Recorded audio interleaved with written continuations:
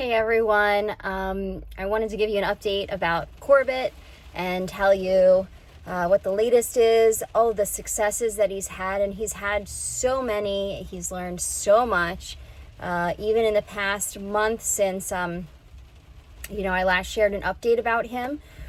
He's continued to progress with doing great socializing in the Wild Pup Adventures packs. He's hung out with, I believe, both the Wednesday pack and the Friday pack. And they're full of rambunctious wild pups, and he's done great on adventures. He loves it. He loves hanging out with friends, very happily social in those situations. And clearly, in order to do that, his off-leash skills have to be great. Now, that means, of course, around his friends, he's doing great with off-leash stuff. I have not tested him alone for off-leash because, honestly, in my schedule and my responsibilities, and that I have a lot of fur kids, I don't really have time or the opportunity to take him just by himself. I do have to maximize every minute I have to take everyone who needs exercise on that day. But I do feel if he bonds with his new family, which he's going to be looking for starting today, if he bonds really closely and he feels a real connection, he's going to follow them as well. But certainly if he has dog friends, that's going to amplify all the learning. So I am making this video to really share that he's ready for a new home. And this was always part of the plan. I am a sucker for dogs. I want to keep every single dog, and if that were the case, I would have thousands of them. But we all know it's very expensive to keep dogs, and I already have 3, and all kinds of random expenses always come up in my life and with all the dogs I work with. And the fact is, I just am not able to financially do that, especially considering, if there's a major incident or accident, which could happen in our adventurous lives. If two of those or 3 of those happen within a short period of time, it really would be bad for me. But on top of that, because I have considered keeping him many, many times because I think he's a fabulous dog. He is so sweet and cuddly and loyal and smart. He wants to learn. He's a really good dog. He has a good heart. He really wants to be loved, and he wants to be part of someone's life. I really have fallen in love with him and certainly have thought, can I keep him? Is there any possible way? But the fact is, my dog Jonah and he just trigger each other. And, this is something, I work with dogs all the time. I've gotten plenty of dogs who don't like each other to like each other through a bunch of activities and exercises that I do to change their emotions about another pup. However, this is a very primal reactivity that, and I say 100%, I'm not an expert at dog aggression. That's a very, very specialized thing. But even in that case, I think someone would have a tremendous amount of trouble getting these 2 boys to be okay around each other when there are resources involved and or high excitement, high arousal incidents. And I'm sorry for the noise of the rain. It's been raining very, very hard here lately, so I can't really help that. I'm out running errands, and I actually wanted to make this video without any dog distractions. To be honest with you, what's gone on in the past month has really, really taken its toll on me. And I almost never tell people about that side of things. I do take on a lot of stress. And this definitely has put me in a place that's not sustainable at all. Basically, the fighting began when I went away on vacation. I went away for a week. I had a dog sitter. And they were like scuffling before that a little bit, and I was managing it, but they were doing really well. But something happened, and it was in an area of my porch where it wasn't caught on camera. So I can't say exactly, and the dog sitter really didn't know what sparked it. But she had to break up the first fight. Now, since then, what ends up happening, and it's a very challenging dynamic, and this is also part of the reason why it's not an easy thing to change or prevent. Like, you know, being blunt here, shit could hit the fan anytime, and when it does, it's bad, because these dogs are powerful dogs. They really put their big heads into this, right?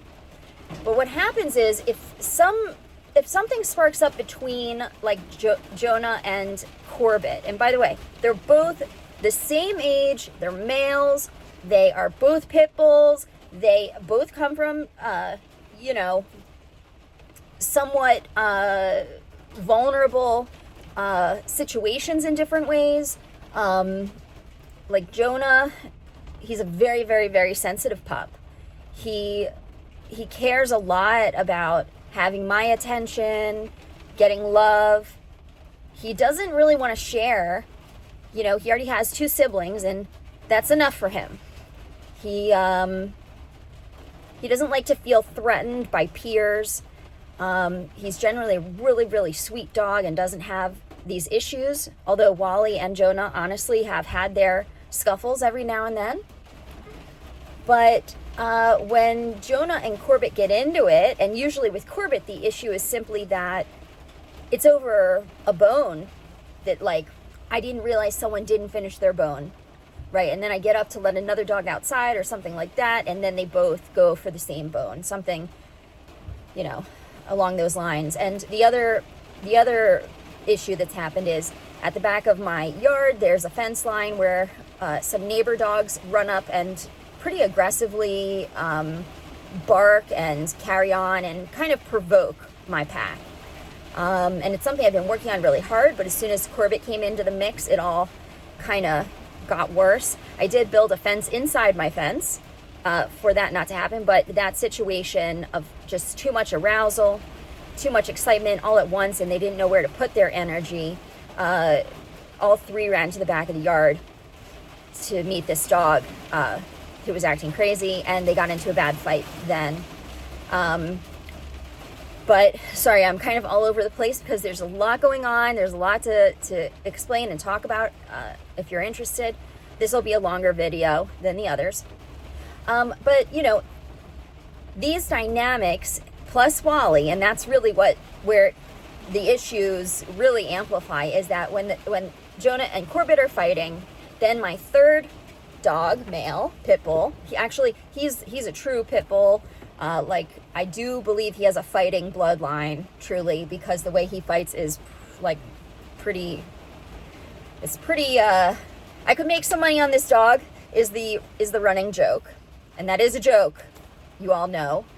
But you know, when Wally gets involved and then targets someone, which has unfortunately been Jonah, it's basically a 2-on-1 situation. And that is very bad. It's bad because it makes it nearly impossible for me to break them up. Very dangerous for me, and I am healing, but I did have a very deep wound on my hand, and it was crushed and bruised. It's very challenging to break up three dogs like that, and dangerous for me. But you know, that dynamic of 3, I really can't imagine ever being able to create a safe situation where they can't spark up for some reason. So, you know, even though I'm in love with Corbett like crazy, I know that it's not the right environment for him to keep learning and advancing the way he has until this point. He is practicing and learning behaviors I do not want and no one wants him to practice. Now, all that being said, I really believe and know in the right home environment, with the right family, without triggers like another male peer pit bull that's also highly triggered by the same issues, he's going to do great. He's going to do great. He's going to be a fabulous dog. And I'm jealous, really, of anyone who gets to have him. You know, none of these dogs by themselves are fighters. None of them. None of them have issues in this regard. I don't know about Corbett's history before I brought him in, but generally speaking, he seems like a super sweet dog. And if Jonah or Wally weren't the type to fight back, you know, if someone tries to come in and take their stuff, then there wouldn't be this issue. Corbett, the fact is, you know, beyond his 2 months of starving on a mountain, trying to survive and killing chickens in order to keep living, beyond that, you know, maybe because of that, he's afraid of scarcity, right? He doesn't have a mean bone in his body about it, but if someone has let a bone down, he's going to go and try to get it, you know? And if someone is still eating out of their bowl and he's finished with his bowl, or even if he's not finished, he will go over to them and try to eat from their bowl. For those reasons, of course, I've been putting limitations and supervision and, you know, having protocol about how we do all these things, but that is a thing about him. He is just very forward and not ashamed at all to try to claim those food items for himself. So in a home where either there isn't another pet or he doesn't have those things threatened, and I believe that he can, over time, work through that stuff. He has never shown aggression to me. I don't think he would show aggression to another person that he feels safe with. And I think he can advance much further with this, with ongoing training about other dogs and stuff, and to learn that he's not allowed to go over to other people's things. You know, I think he can live in a house with another dog that's super nice and laid back, if resources are carefully managed. But he could also be happy in a home without a dog. I wouldn't recommend him just because sometimes the situation is a dog that has resource stuff and a child who doesn't understand and isn't able to, you know, hold those boundaries and respect those boundaries of a dog. You know, the dog can sometimes think of the child as a peer, right? So whereas, you know, a dog can see us as like we're the parents in the family, we call the shots in many ways and gives us respect. A young child may not be able to command that same respect and may be perceived as, you know, a peer that can threaten resources. I wouldn't recommend him in a family with small children. I also think he needs to be in a home with people who are moderately active, who can take him to do fun social things that he loves to do, like being at a dog park where there aren't these issues. Corbett doesn't care at all about toys. He doesn't care about balls. He has no resource issues that have come up with me at dog parks or on adventures. It's really only about food, bones, treats at home.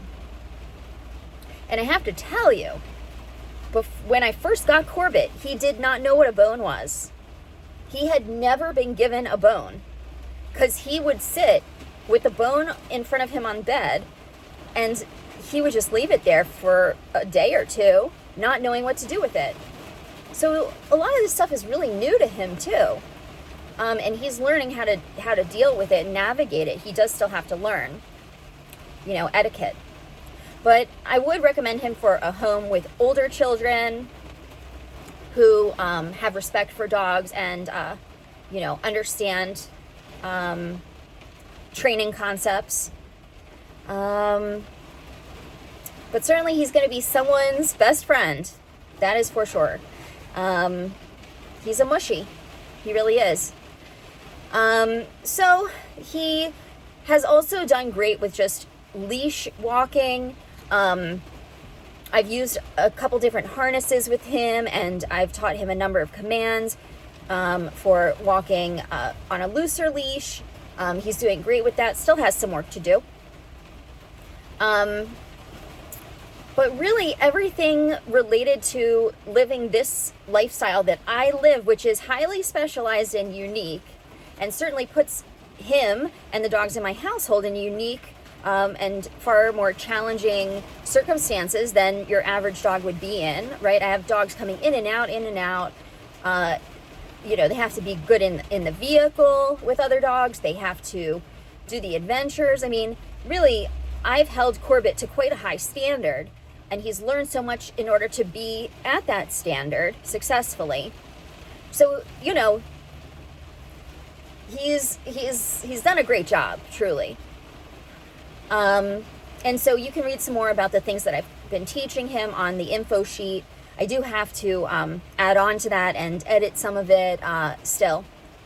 But at least I just wanted to put it out because we just can't have this fighting anymore. There have been a few emergency veterinary bills that have come because of this. Jonah will be going to the vet again tomorrow. He has quite a bad, deep gash across his ankle that needs who knows what. But unfortunately, the vet bills, dealing with these fights and dealing with some damage in the household because of all this stuff, trying to keep them separated and whatnot, have come up. It hasn't been an easy month.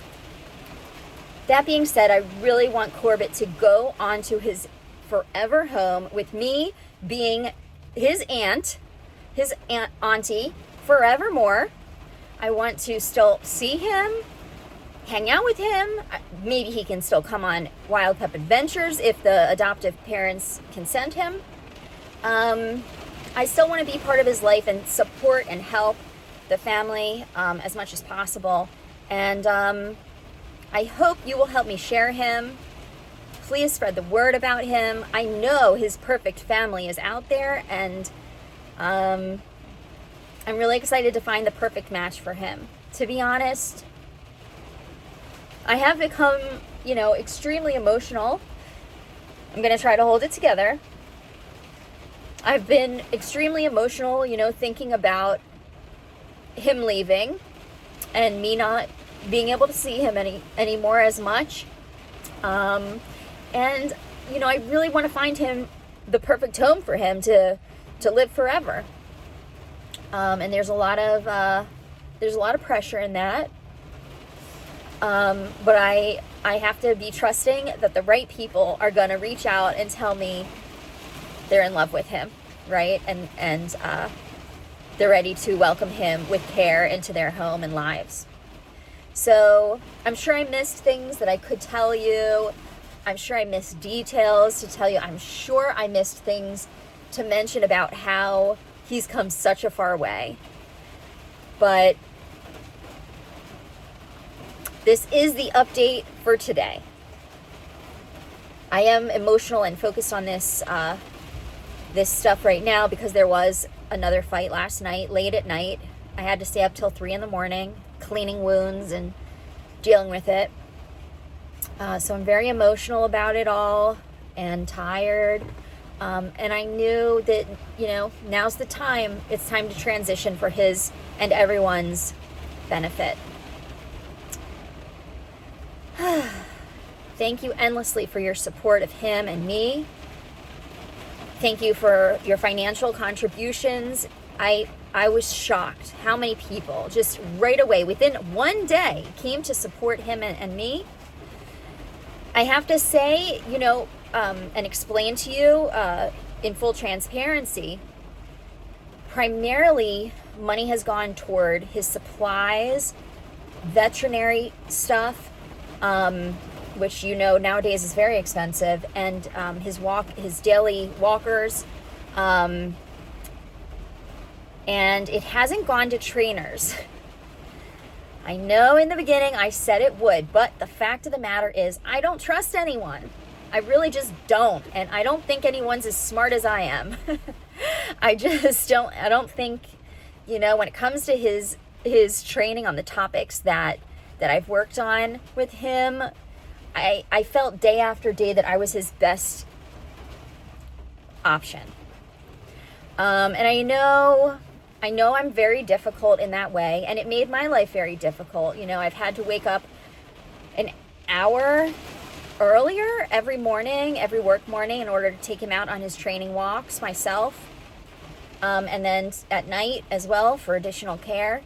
And it's taken a lot from me that I wasn't expecting to put in, but I really wanted him to have the best potential for success. And I felt that if I did it, knowing all the ins and outs and quirks about him, and knowing the methods that he would need in order to learn, I felt I was his best option. So, I haven't taken money for that, of course. I haven't received compensation. I don't plan to compensate myself for that. I don't know if that would be ethical to do. I don't know. I'm always very uncomfortable about those subjects. But, I felt the need to explain to you why I have not hired people. I have to do all the math on the money that you've contributed and see. I mean, it's complicated to look back and really try to figure out all the complexities of this stuff. But if I come up with the total, for his expenses, and then there's extra, I would like to offer that for continued training, for him, for the new family. I do think it's very important for a new family to invest, to show their commitment, and to know that there is a commitment, and that they should be stable enough in every way, in order to support a new dog. They should know that it is, it's a big deal. And so I don't want to say, oh, everything in the world will be covered, because I don't want people to clearly have a way to kind of cop out. I don't know if that is still a saying, but anyway, a way to, not take full responsibility for their commitment. I think the best people will show up, who are willing to, but in the end, I want to support, and I know you want to support, his continued learning. So I'll think of a way to do that responsibly. And I'm open to suggestions as well. You can always message me on Instagram and offer some ideas around this. I don't want to get flooded, but if you have some really good resources that are not obvious, or thoughts, you can also email me at wildpupadventures@gmail.com, wildpupadventures@gmail.com. I'm not the best at checking email, but I try my best. And I guess that's about it for now. Thank you so much for watching this and for everything you do for animals. I know so many of you are just incredible people, and I thank you for sharing your resources with me and Corbett for this important time for him, and helping me to save his life. Truly, there's so many other things you could give money to, and I don't for a second take for granted that you donated for him. So thank you, thank you, thank you. There will be more dogs that I save over time. Someone asked me, how many dogs have you saved at this point? And I'm like, I have no idea. I lost count. And that's exactly where I want to be. So I hope to continue these efforts when a dog finds me. And that has always been the case, that the next dog I will help will find me and ask and just show themselves to me, so that my conscience makes it so that I really don't have another option, right? That's the kind of person I am, for better or worse. For me personally, it's for worse. But when they show up, I have to say yes. So thanks for staying in touch and sticking around for the next journey. All right. Thank you, thank you, thank you.